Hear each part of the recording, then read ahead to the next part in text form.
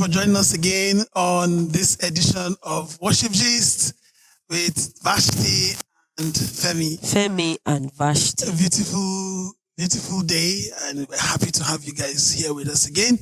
We're going to be discussing something very wonderful. Thank you for following us. Thank you for the comments. We've been having lots of reviews lately, and we're so excited that you're getting to see the importance of some of the things that we discuss, and you're also contributing. Thank you so much. Thank you. Thank you for all the comments, and thank you for how you've helped us to improve. We started this like a joke, but now it's become serious business. Thank you for joining us in the August edition.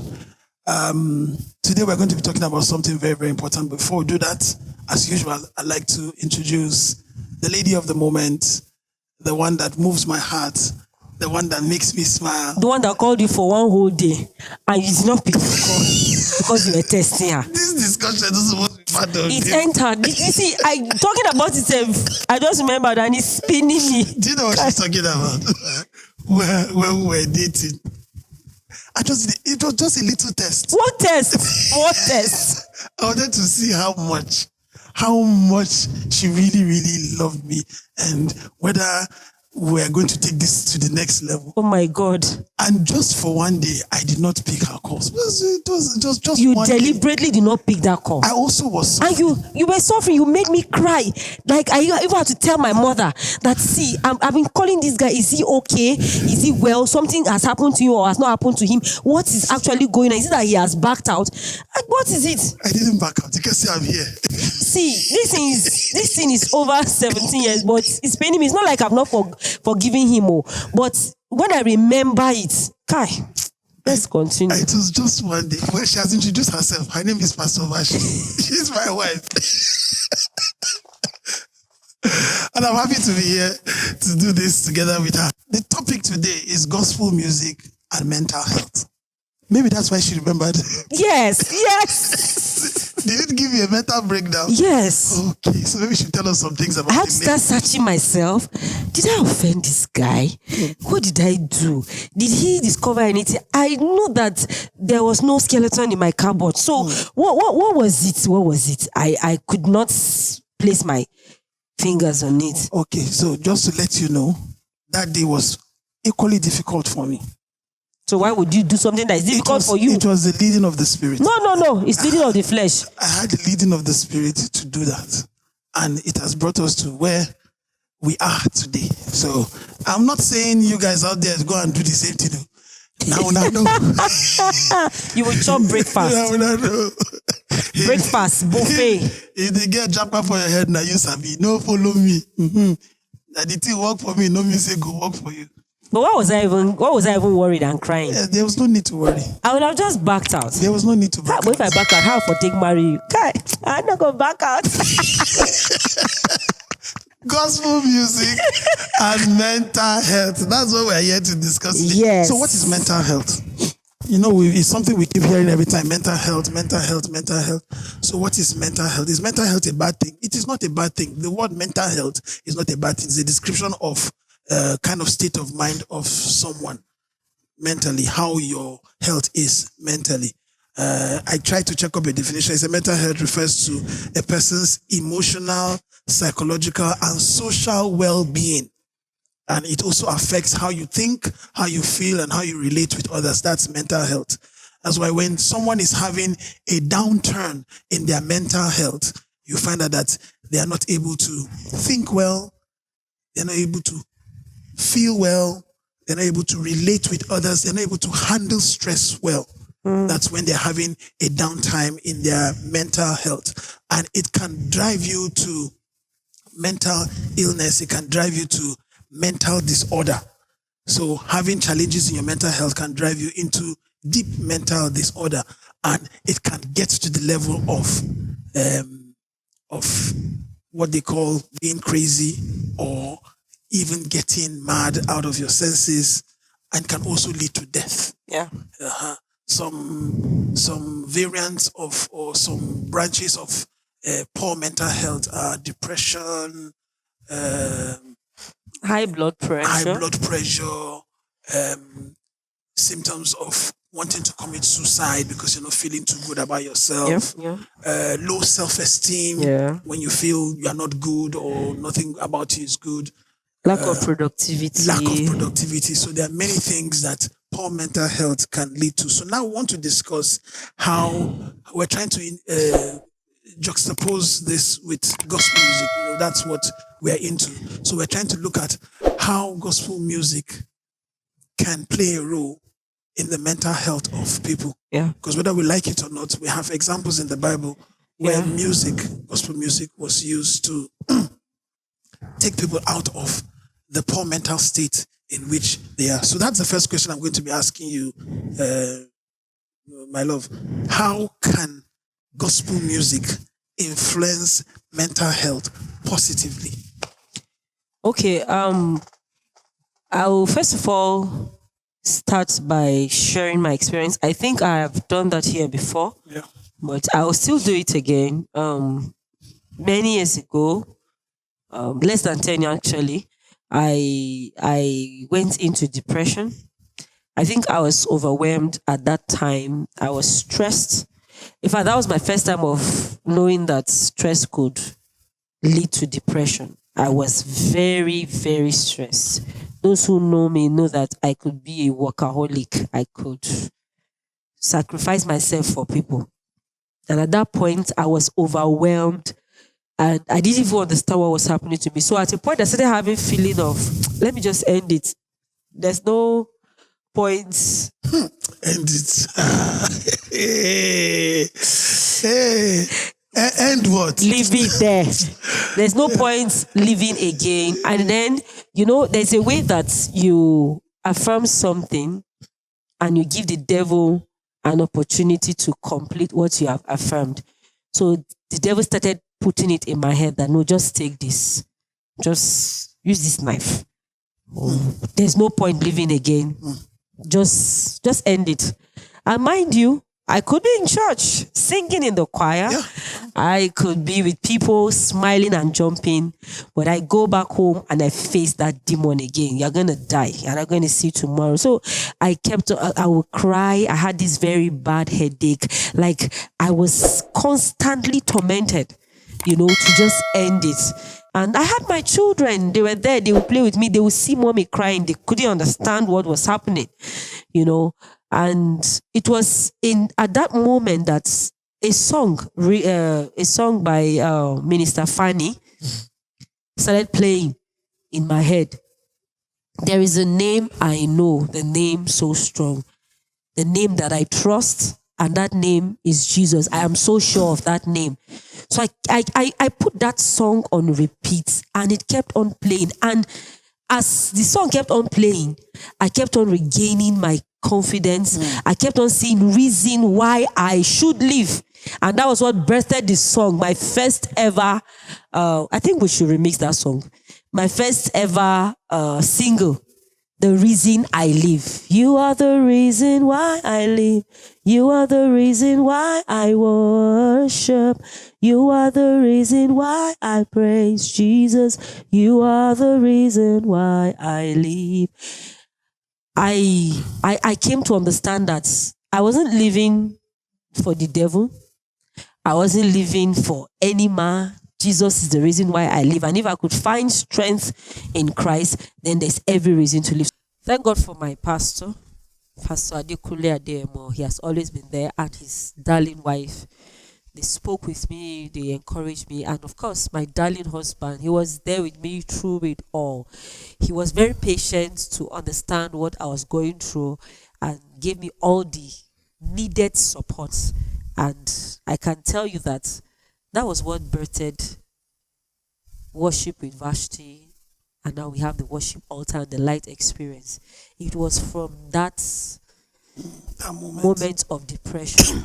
So worship or gospel music is a very strong tool to fight mental depression or to ensure that one has a stable mental health.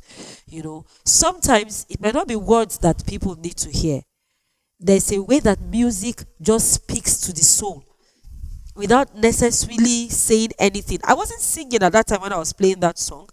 I just put it very close to my ears and I laid down, closed my eyes, and then I meditated on that song. And that is why I tell people that music carries a spirit, and we must be careful the kind of songs that we listen to. There are some songs that, okay, you think, okay, it's just normal, it's just a moral song. You don't know the spirits behind that song. And as you begin to ingest that song into your system, the spirit that inspired that song will begin to walk in your life. So it's important that we know the kind of songs that we listen to. There's a song, I don't know who did the song. I think it's a secular song. I don't know who did the song. I don't even know the song, but I know one line in the song. Okay. I know I've been hearing it. And it says, music does not need your permission to enter your soul. Because that statement is true, it has stuck with me. Music doesn't need your permission to enter your soul. And so, there's a way that you keep listening to music that it will affect your being. Yeah. To affect your soul. So now we're talking about gospel music and mental health. Now the spirit behind the song, the lyrics of the song, like you said about Minister Fanny's song. Yeah. There is a name. I know the name so strong. So you see those lyrics, they played a very, very vital role in building your confidence. And you know, gospel music always speaks about faith, about hope, about lifting, you understand? About encouragement. And so gospel music has a way, because your mental health, when you're in depression, when you're in anxiety, puts you down. When you're in fear, it puts you down. Those words are powerful.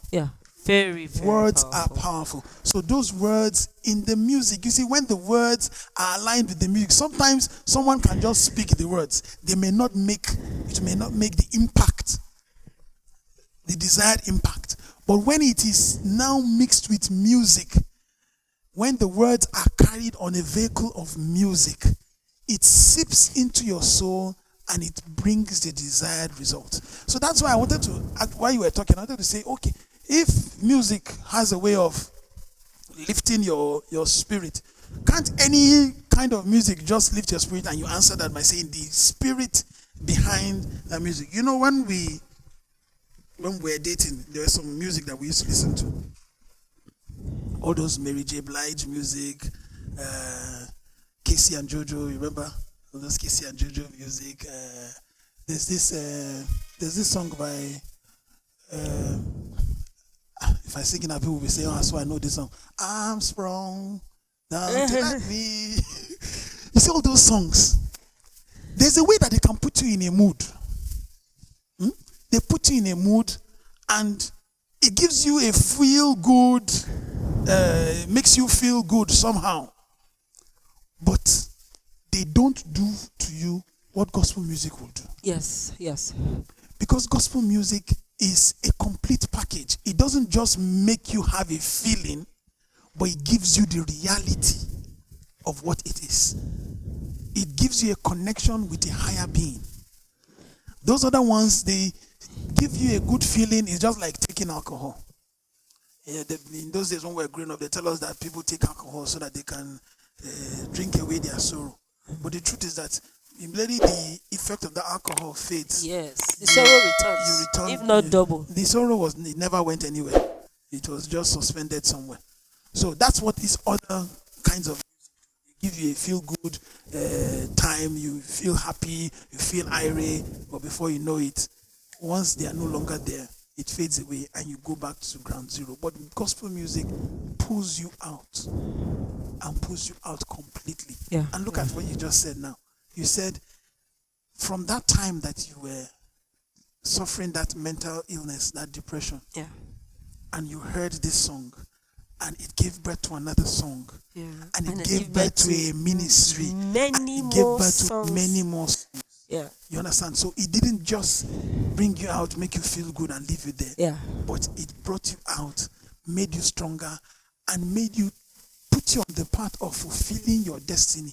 Because whether you like it or not, that is what you are doing now. You are fulfilling God's call on your life. So gospel music is a wonderful tool powerful tool that helps and affects mental health positively. So can we say gospel music can be used as a therapy for mental illness? Yes, yes. When you also go through certain experiences in life, it is God teaching you and training you for people who may also go through that experience in the future. So most times I've had people who I've spoken to who were going through depression, and based on experience and the leading of the Holy Spirit, I've been able to share some passages, some Bible passages, and some songs to them. Yeah. I know the review I got was really, really very good. Okay, like there's this song by Dom Wen.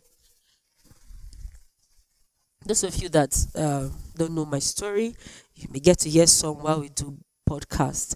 But after we waited for children, and then we finally got pregnant, and it was revealed I was carrying twins, and we're so excited, a boy and a girl. We prayed with those children like they were already in our hands. It was so real. We knew their names before their Yeah, birth, everything. We were preparing, we had started buying stuff for them and everything.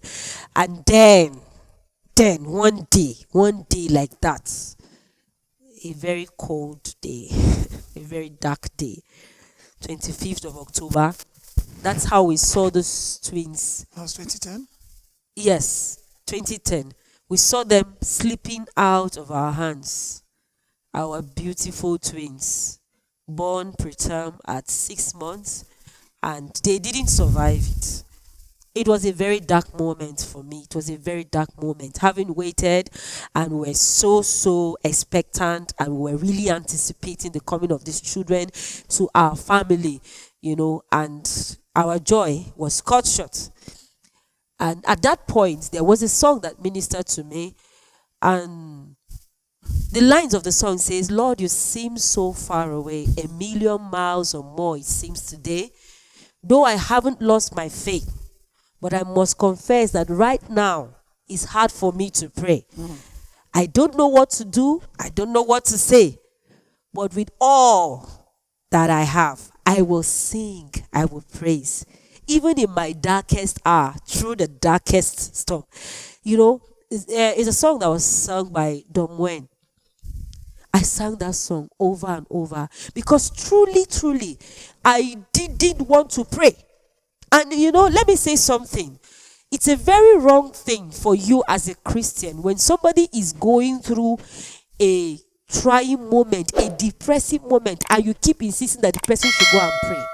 My dear brother and sister, there are times that you can't even pray because there are no words to say. You don't know what to say. At that point, don't insist and don't force that person that go and pray, because you have not solved the person's issue at all. I spoke to one of my mommies one time. I was going through a challenge, and all she did was she just held my hand and she sang. She didn't say a word to me. She just held my hand and she sang. I didn't need her to say anything. I was ministered to. You understand? So worship songs are tools that can help. It's a therapy on its own without you saying any word to the person. That song, revived me. That song brought life to me. Recently, I taught my children the song. They are Gen Alpha, but they already know the song that was in those days. But I've taught them the song and they will sing it. I will sing, I will praise, even in my darkest hour, through the sorrow and the pain. I don't know what made Papa Dom went to sing that song. He may have gone through an experience and that birthed that song. And not only did that song become a therapy to him, but it became a therapy to many other people, including myself. You understand? So when somebody is going through a situation and has to bring out a song out of that situation, there's a way that song changes not just that person, but every other person. Another person, I can't remember the name, but the person that sang, "I'll raise a hallelujah in the middle of the enemy. He said his child was sick and the child was dying. They haven't done everything they could do. Nothing was working, and they could see that this child was slipping out of their hand. And the only thing that he could do was what? To raise a hallelujah. And they started singing that song. And they played that song over and over. And that is how that child was revived. That child came back to life. So worship can not only take care of one's mental health, but it can even bring the dead back to life. And that is why we must not be careless in doing this. I find it so painful when I see people carelessly doing it, or doing it because you want money. For heaven's sake, before you think of money, before you think of fame, before you think of recognition, think of the souls that God has put in your hands, or think of the souls that are attached to that song that God wants you to do, so that their lives will not be destroyed because of your greed. You understand? It hurts me that you have a song and you say, no, they didn't pay me, they didn't do it. No. If Papa Domwen decided to hold back that song and refuse to do it because there's no money, or there's no, maybe myself too will have died of depression after my loss. You understand? Right. And you know, the truth is that that song, that I will sing song, any day I hear it, every day I hear that song, I remember, I can't forget, I remember driving the car, taking you to the hospital, driving, bringing and saying you back. Nobody will mourn with you. Because somehow that song played in the car when we were coming back. Yeah. And so anytime I hear the song, I remember. And this is what I remember. I remember, so I was in a terrible situation and God brought me out. So there's no situation that God cannot bring absolutely. you out Absolutely. from. Every time I hear Absolutely. that song, I remember. And just now when you were singing it, I just try to hold back. It always brings tears to my eyes because it makes me to remember what we went through. But most especially, it helps me to remember that God brought me out of that. There's something that you just said now. You see, sometimes in our darkest moments, and we start praying to God, it does not necessarily mean that thing we're asking God for will be in our favor. Yes, because you said that nobody is going to mourn with you. Nobody is going to tell you sorry. I was just being emotional. I know it happens to a lot of Christians. Yes. Nobody's going to tell me sorry. Like when I told you when my dad was dying, I said no, it cannot be. But the twins went all the same. Yes. But you see, in the midst of that pain, you must be able to find the space, the time to pour out your heart to God in worship, out of love and humble adoration. Look at that song now. It says, I don't feel like praying, but even in the midst of all this, I will sing. Even in the midst of the pain, okay, I'm about to lose these twins, but I will sing. Okay, I have lost the twins, I will sing. I have lost my father, I will sing. I have lost my mother, I will still worship this God. You know, like Dunsi said, I'll be here worshiping even when it isn't easy. I lost my wife, but I will worship God. Losing my wife does not change that God is still God, and God has not stopped being God because I lost my twins. Do you understand? Thank God for Don Moen. Thank God for men of God, that God has given songs that have released those songs. Thank you so much for releasing those songs. Yes. Because at that point when we are going through that issue, I did not feel like praying. Yes. I did not feel like singing. But Don Moen's song, it was a summary of what you felt like. Exactly. I didn't feel like singing, but I found myself singing that song, even in the midst of not feeling like singing. And it was just the prayer I needed. That's just what I needed. And that Travis Green was giving a testimony when he wanted to minister one time. I can't remember the back story, but it was about a child of his who was ill, and I think maybe the child was going to die or something like that. And then they were in the hospital, and you made a way when our backs were against the wall. Yeah. And it looked as if it was over. That's what the song that came to him. That's how that song came. And God made a way. God made a way for him. So it was from that experience that he had that God gave him that song. And forever, not just today, forever, that song would always encourage us. Yes, that every God day. would always make a way. Oh, Don Moen did he will make a way where there seems to be no way. He works in ways we cannot see. He will make a way for me. He will be my guide. Hold me closely to his side. With love and strength for each new day. He will make a way. He will make a way. These words are powerful, and they are carried on the vehicle of music, and they are gotten from the inspiration of the Holy Spirit, and they bring succor to the soul, they bring succor to the spirit. And that's why when you're talking about people being careless about doing this thing, it got me annoyed. But I will not get annoyed. I'll just encourage music ministers, both in church, both those doing it on their own.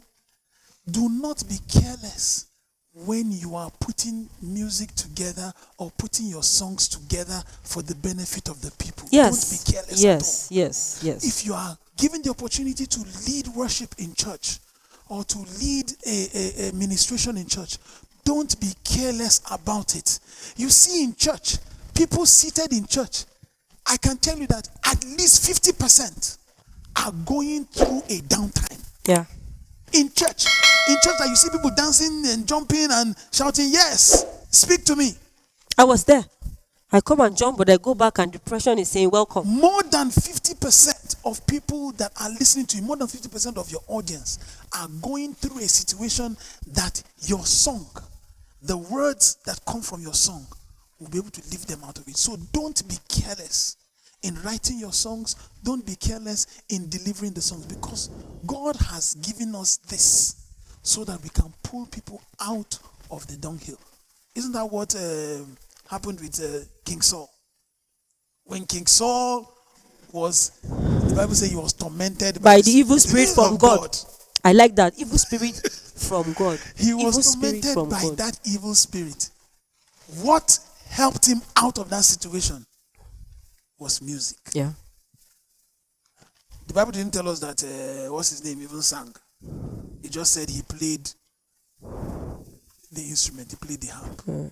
And whenever he played, the spirit left Saul. When there's no music, the spirit comes back.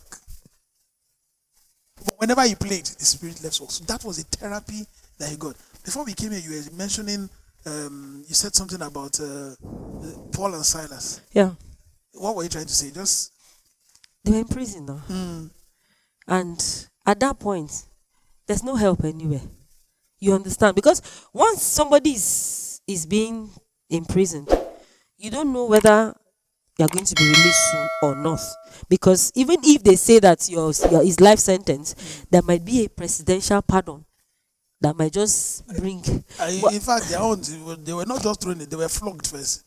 They were flogged mercilessly. And their own thrown the spirit. It seems as if their own prison was even different from every other person's own because of how it was locked and everything. Yes. You understand? But sir, I think it is safe to say. I just try to imagine the songs that they were singing. Now I will sing the song later. I want to imagine the song that they were singing. But what I'm trying to say is that in every prison experience or wilderness experience or mental health experience that we have, there's something that is always birthed. It doesn't end like that. There's something that is birthed. In the case of Paul and Silas, the jailer and his family, they gave their life to Christ because, like, I've not seen something as amazing as it, because they were afraid. Like, as in, when they came and saw that everywhere was open, they wanted to kill him. Yes. And then Paul and Silas said, no, don't worry, we are here. We're not even going anywhere. Not be say we run. We there here. Our God has shown himself as the fourth man in the fire. You know, and we saw the glory of God. I talked about my own and how a song was birthed from it. I'm sure that Don Wayne had an experience that made him to birth that song. The other person that sang I'll Raise a Hallelujah is the same thing. So you begin to see that God allows us to go through certain things because there is something is breathing, not for us alone, for other people. And that is why some songs, just like my dear brother would say, are not just songs that are written, they are revelations. One song that I wrote, There's Nothing That You Cannot Do. It was God revealing himself to me as the all-sufficient God. Because I saw it. You know, when you are at zero and there's no form of help anywhere, there is no sign that help is coming from anywhere, and God just shows up by himself.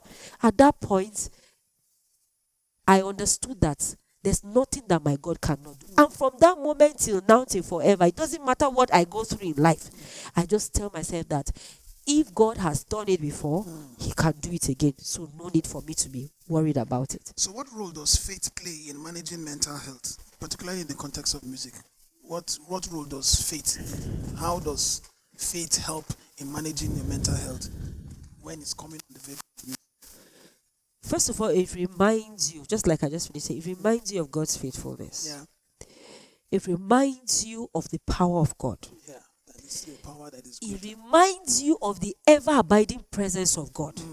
Because there's nothing that we go through that God is not in it with us. God is always in the wilderness. Yeah. He never leaves the wilderness, because if he's not in the wilderness, tell me how he said it in Isaiah that when you go through the fire, it will not burn you. When you go through the water, it will not drown you. And he says, I will be with you. I will be with you. I will never leave nor forsake you. So everything that we go through in this life, his presence is there with us, helping us. The problem is that many of us don't engage him. We don't involve him. And of course, you know, when you try to do things by yourself, have you seen a child who tries to carry maybe a bucket of water or something, and you say, no, this is heavy, don't worry, I'm here, I'll help you. Say, no, I want to do it myself. Leave that child. They will try it and then they will fall, and then they will now come back and say, Mommy, help me. That is what many of us do as believers. We don't engage God. We don't involve him. We want to do it ourselves until when we hit rock bottom, then we come back. And at that point, it becomes like in our ministry, in our church, we always talk about hapazo. So it becomes hapazo. God, help me.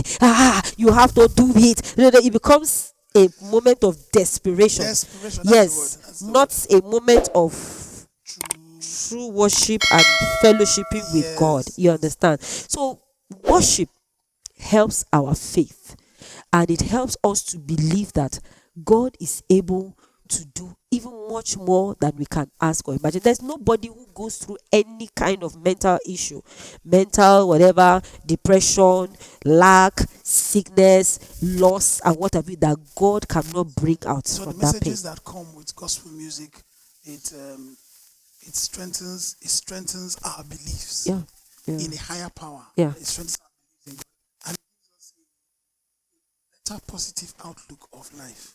You understand? Because it comes with hope. The words come with hope, come with belief. So when you hear those music, it takes you, you know, the state at which you are. You're feeling down, you're feeling terrible. Why is this thing happening to me? But when those messages come, it makes you see, no, there's light at the end of the tunnel. Sure. The door can be opened. If he did it for this person, he can do it for me. So there's always a way out. Another tool, very great tool for this, is the hymns that we have. Hymns are powerful tools. It's so sad that we don't really do it, or we don't give much attention to hymns like we should. You understand? Most times we're trying to do it on our own. So we write song. No, this word, bring correct word, make will make sense. It doesn't work that way. It doesn't work that way. It might be 2 words that God is giving you. You understand? And you see, most of the people who wrote hymns, it was their experiences. It was their experiences. It is well, it went peace like a river, attended my way. Somebody that lost his family, lost everything, and he decided to sing that, and that's what all of us are singing, and it's building our faith. My faith has found a resting place, not in device There's or this song that when he did at my mama's in burial. Christ alone, my hope is found. He is my light, my strength, my song. I think people have actually stopped singing their experiences. Whether it's in the place of prayer, There are encounters that we have in the place of prayer that you can put them into song. Whether it's in a situation that you have gone through, a health challenge, loss of a loved one, some kind of financial struggle. The Lord has a message in every of those experiences. Gather them and put them into song, because it is not only for you. There are other people that need it. So once you do that, it spreads, and that is another tool for evangelism. You don't even need to shout. It's another tool for evangelism. But sir, let me shake one table. Please shake. How can I? See, I'm just looking at you. They will come for me, but I'm going to shake the table all the same.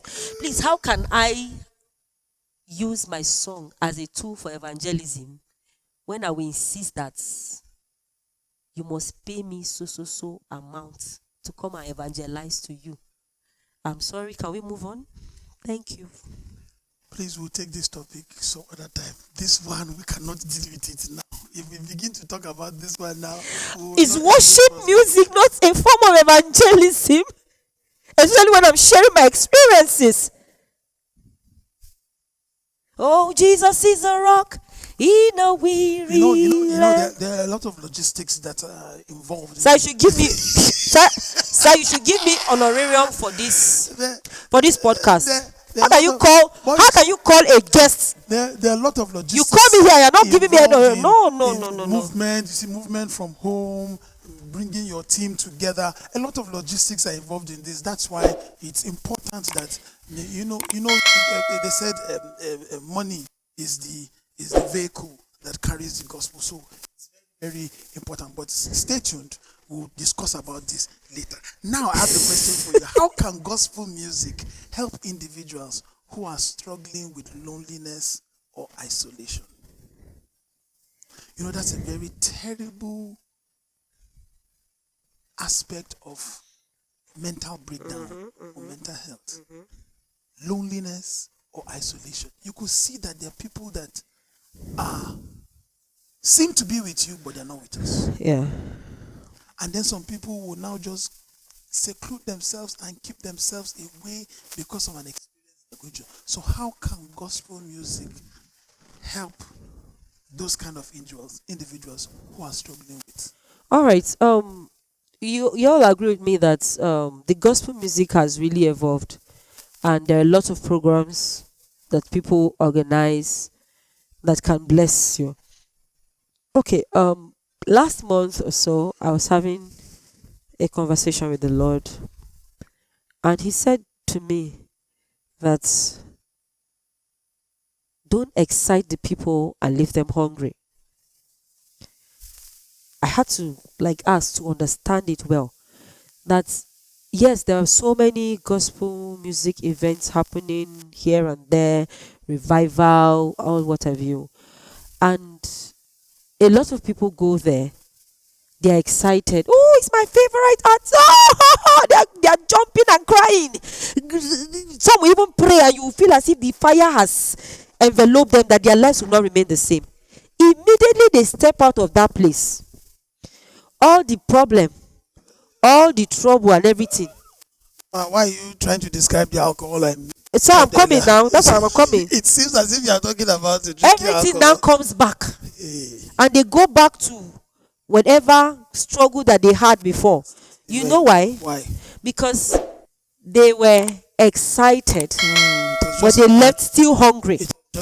They left hungry. Yes, they left hungry. So please, I want us to take note of this. Every servant of God, every gospel music minister out there, never leave your fans. Whose fault is it, ma? Never leave your congregation hungry. Whose fault is it? Is it the fault of the gospel minister? Can you allow me to talk? Or the fault of the You see, we're starting getting to that part. Whose fault is it? No, we're going to get there. It is very important that I should not neglect certain things that I should do. You understand? And then come and make people excited, and then they go back hungry. And how can I do that? I must spend enough time inquiring of the Lord. Father, Lord, what meal do these people need? Yes. What meal do they need? I cannot be giving them Cerelac when what they need is yam. Don't leave me. So if the Lord is telling me that give them solid food, stop giving them milk. Joshua, don't give me that hand. Give them solid food. Stop giving them milk.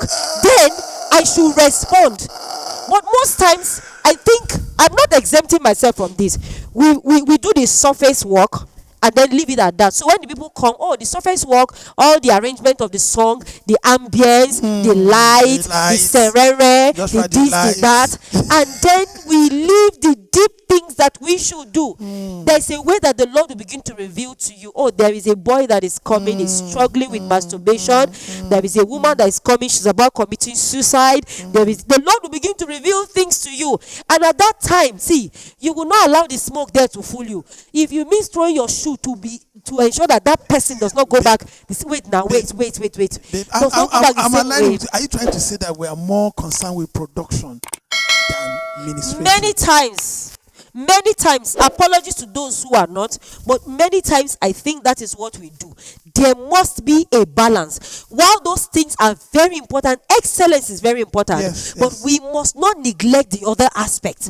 That's why you see that when they are organizing program, they call people for prayers, you see 5 people, but call them for rehearsal, let us score the song and everything, you will see 50 people in that rehearsal, but for the prayer, among those 50 people is 5 people that will come to pray. You understand? And the Lord wants people to really be fed, so that by the time they are going, all those yama things that they have been admiring outside because they are malnourished, they will go out and say, yes, now I am full and these things cannot attract me again. Why should I be craving for roasted corn and okpa when I can eat correct chicken and nice pounded yam with correct meal? Do you understand? I'm just giving an analogy. But on the other aspect, on the flip side of it, there are some people who have hardened their hearts. All they do is that they have a form of godliness. A form of godliness, but there is no godliness there. So they hop from one program or the other, and every day, the power was strong. You need to see. Tomorrow, they go this one again. But nothing about their life shows that they have been transformed.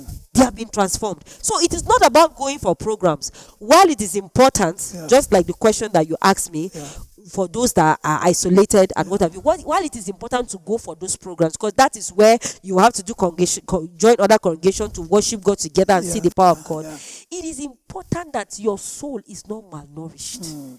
It is important that your soul is not malnourished. So you need to open up your soul. Yes, open up your heart and receive, irrespective of who is standing there to minister, whether the person did not miss one line or not. Key into what God is doing in that atmosphere and receive what God has for you. Please don't isolate yourself, and please don't live in loneliness. You can even be isolated while you're even in the program. Please don't isolate yourself and don't live in loneliness, because that's a tool that the devil uses to destroy lives. He will isolate you so that he can destroy you. Yeah. Anyone who is struggling with loneliness or isolation, please find someone to talk to, find someone to talk with. But you see, music plays a very wonderful role in pulling people out of those situations. Like I was telling you this morning, I'm a perfect example. I traveled to the UK for my master's, and my wife was here in Nigeria. I was in Glasgow. It was 1 year, but at some point, I felt very, very lonely. I found a church to worship in. I got a church to worship in. So I was worshiping with the church. I had friends around me. But there were times that I was lonely. I felt I was alone. I felt I was alone in this world. No one cared. I felt nobody cared. Even with all the love that was showing you. Yes, with all the call and everything. It was black. It was Skype now. It was BBM. No, BBM. And then Skype. BBM and Skype were doing that time. We're in constant touch, but at many points I felt lonely. And it was not something that I could just jump into a car and say, I'm coming to Abuja to see my wife. And we need to spend a lot of money to buy tickets to fly and come. So you just send me the money. So I felt very, very lonely, but music helped. Music helped me. Music helped me in those situations. There's this song, Beyond the Shadows by Chris Morgan. That was my song. I will put it on my, what was I using that time? Okay, it was my phone with my earpiece. I'll put it in my, when I'm in the gym, that was what I kept hearing every time. We magnify your name beyond the shadows, beyond the troubles of life. Yeah. That was the song I kept hearing day in, day out, and it helped me. It made me feel, it made me know that I was not alone. Yeah. It made me know that God was with me. There's a line in the song that says, "You are the shoulder, you are my shoulder when I cry. And so anytime And I you felt, hear me when I call. exactly. So when I felt as if I'm alone and I hear that song, I just know that God was with me. And that's how He saw me through that 1 year. So if you're struggling with loneliness and you're struggling with depression, music can pull you out. But most especially, please find someone to talk with. Find someone to talk to. Because music, gospel music, God has given us that we shouldn't joke with.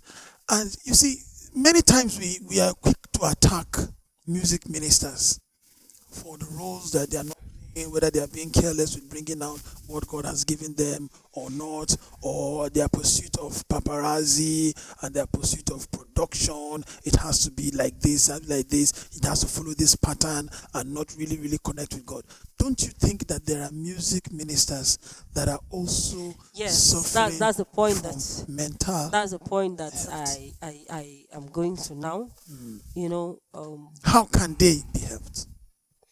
We expect a lot from them, and maybe the expectation is also one of the things. That's what I'm saying. We expect a lot from them, and because they are under this constant pressure to meet up, so they have to do certain things. Okay, let me use myself as an example. I realized that when we started worship with Vashtie, all of a sudden I realized that every edition I was under pressure to have a new dress. And I was beginning to wonder, is it about this dress or about the worship? It's and Joshua. It's not Joshua. It's not Joshua. And all thanks to my dear tailor, who decided to spoil my clothes at one or two occasions. No, it was a mistake. No, but that was a good one, you understand? Because that opened my eye to realize that because I wore these clothes in last two editions does not mean that I cannot wear it again. You understand? And I just told myself that no, I'm not going to put myself under pressure whatsoever. If the one I wore last month's edition, if that's what God is saying, wear this edition, I will wear it. Because after all, I'm not coming to show you my clothes.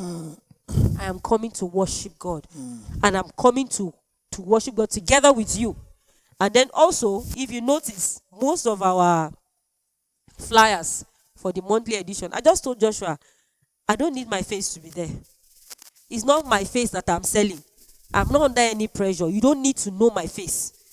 Just join us and worship God. So we removed my face completely. I think from this year or so, it's just whatever the theme is, it's going to be there, and the flyer, we're inviting you. If you want to come because of face, now you sabi. But most importantly, we should give attention to music ministers. Some of them are going through financial challenges. Yeah. Some of them are going through health challenges. Yes. Forget that you see them jumping and dancing. They are going through health challenges. Some of them are struggling with some sin. Some kind of addictions that they are not even proud to come out and talk to you about to anybody about it. Why? Because they are afraid of being castigated. They are afraid of being looked down upon. But if we understand that these people are humans, they are not alpha beings, then we will pray for them. We will encourage them. When we see something wrong with them, instead of coming out to attack them and say all manner of things, let's put them in prayer. Those that can talk to them and help them.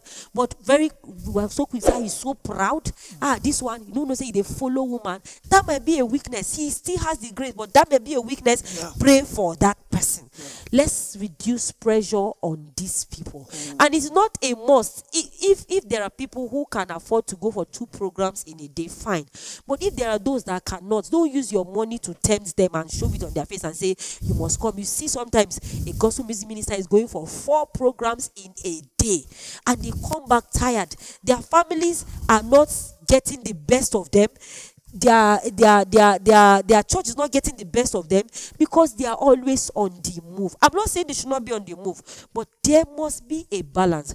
We are the ones that should not put too much pressure on these people, and we should also understand that they are humans. It's both sides. We shouldn't put pressure on them. They should also not put pressures on themselves. On themselves, yes. The should, pressure to impress. Exactly. And another thing, sorry to cut you.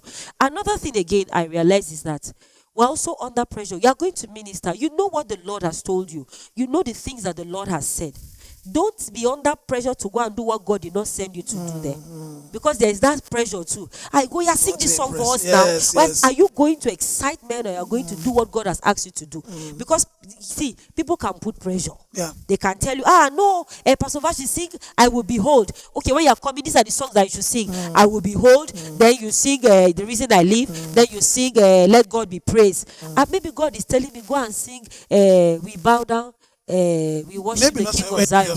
Maybe not any of my songs. Maybe God just telling me that there is this particular song because there is somebody that needs administration there. Please, God before man, the voice of God should take precedence over the voice of man. Okay, so Joshua has told us that our time is up. But Joshua should not be harassing us. But there's something I would like us to talk about just very briefly before we close on this topic. It's something that we can continue discussion online. You could share your comments and let us know what you think about this and what we can do better about this topic. But there's this stigma surrounding mental health, mental illness. There's this stigma, and that stigma that makes people not want to come out and express themselves that this is what I'm going through. Okay. Many times you may be going through something. That's why I said more than 50% of people in church are going through challenges, but they're not coming out to talk. Some feel that when they come out and talk, they will be judged by the people. They will be judged by everyone. Oh, like you now. Let's say you were going through that situation of depression, and you now come out and say, no, it hold you. Why should you be going through that kind of thing?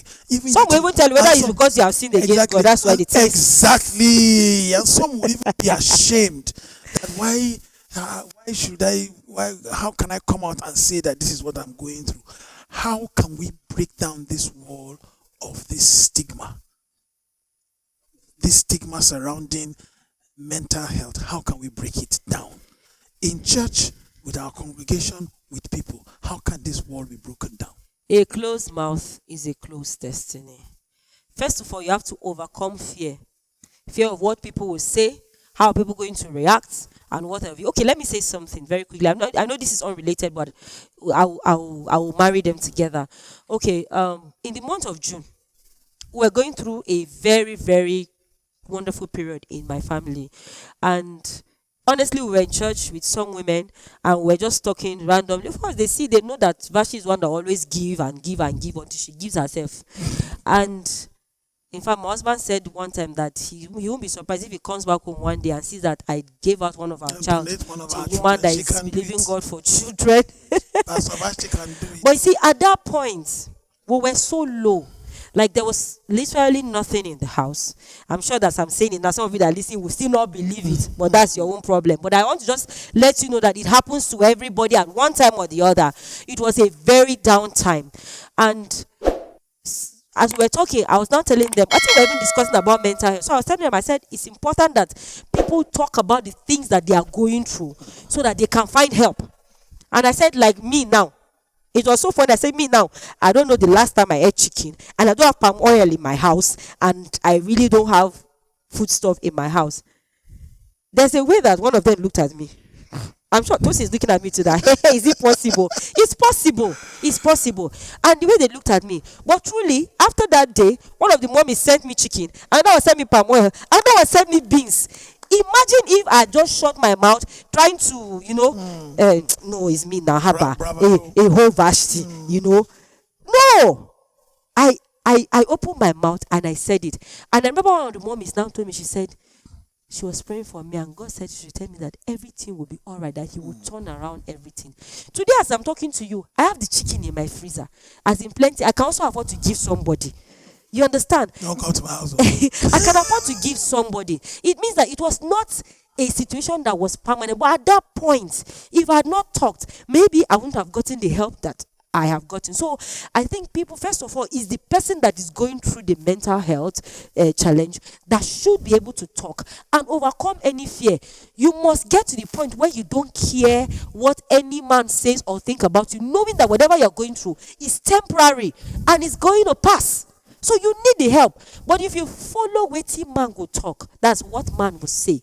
You should be interpreting this. You don't go far. You will not go far. So it's very important that say what is going through your mind. Some people are even going through health challenges and they are not able to talk. They say, me that went to talk to people. This edition that we sang, there are kings, there are kingdoms, there are mountains and there are thrones. It was in a very sick state. But the way I was singing that day, if you don't know, if I'm not saying that, you will not know. I was very sick that I did not even know that I will be able to sing. After that, we went to the hospital to check and everything. You understand? So, if I'd say, oh, let me not be me, I might just fall down there. You understand? So, it's important that you're going through challenge. Yes, you will still do the work of God, but talk about it so that you can find help. I've seen people that are having cancer, then they keep quiet and say, how can me, pastor, say that I'm having cancer? Oh, God, if you don't say it, you will die. It's not a matter of faith. You can get help. So say it so that you don't die. It's very important. Beautiful. So Pastor Vashtie has spoken on the side of the people, the congregation and the audience being able to open their mouths and talk whenever they are in any kind of challenge, whatever the challenge is, sickness, mental health issues, financial issues, be able to speak. He said an open mouth, a closed mouth is a closed destiny. But I want to speak on the side of ministers and pastors, music ministers and pastors. I think we should not ostracize the topic of mental health. Yeah. In our sermons, in our music ministry, let's openly talk about it. When we openly talk about it, it breaks down walls and makes the people to feel comfortable to be able to come out and speak. It breaks down walls and make them know, like now you have shared your story. Somebody that has been looking up to you and looking at you as a superwoman, even though you're a superwoman, looking at you as a superwoman and sees that, superwoman. Pastor Vashtie could go through situations like this. Now you've spoken about us not having chicken or palm oil in the house. And they could look, oh, so Pastor Phemie and Pastor Vashtie could go through a situation where they did not have this in their house. Yes, people, we broke, we broke. People that have been looking up to you and looking up Joshua, to why you twisting your eye? will say, oh, it's unbelievable. So these people can go through this situation.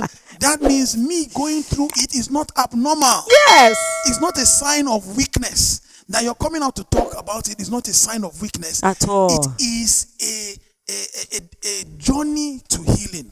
Your talking is a journey to healing. So the onus also is on we ministers that in our preaching of our messages, don't make it look as if, there are sometimes that they will preach a message that to make somebody feel that if you talk, you're a sinner. Yeah. There's some messages that are preached. Now when you preach that if you are not able to pray for 10 hours, then you have not started anything. No, I don't care who preaches that kind of message, but I don't buy into it. Or people that come up and say, or the one that make you look as if you don't have faith. Yes, that you have been a Christian for 15 years and you cannot lay hands on somebody and the person, then that means you are backward. They will even tell you that when we get to heaven, you are going to be on back bench. I don't buy into those kind of. They open gates for. We ministers and pastors should openly talk about these issues, talk about these things in our music, in our sermons, so that those walls are broken down and people will be able to open up so that they can get healing. Yeah, God very will help us. important. God will help us. Please, if you have any comments on this discussion we have had, please. So even post your comments so that it can help we're us going to enrich this still discussion. discuss further on it on our we'll be posting things on mental health Yeah. and the music ministry so that we can all work on it. And then very soon we're going to be having a worship event,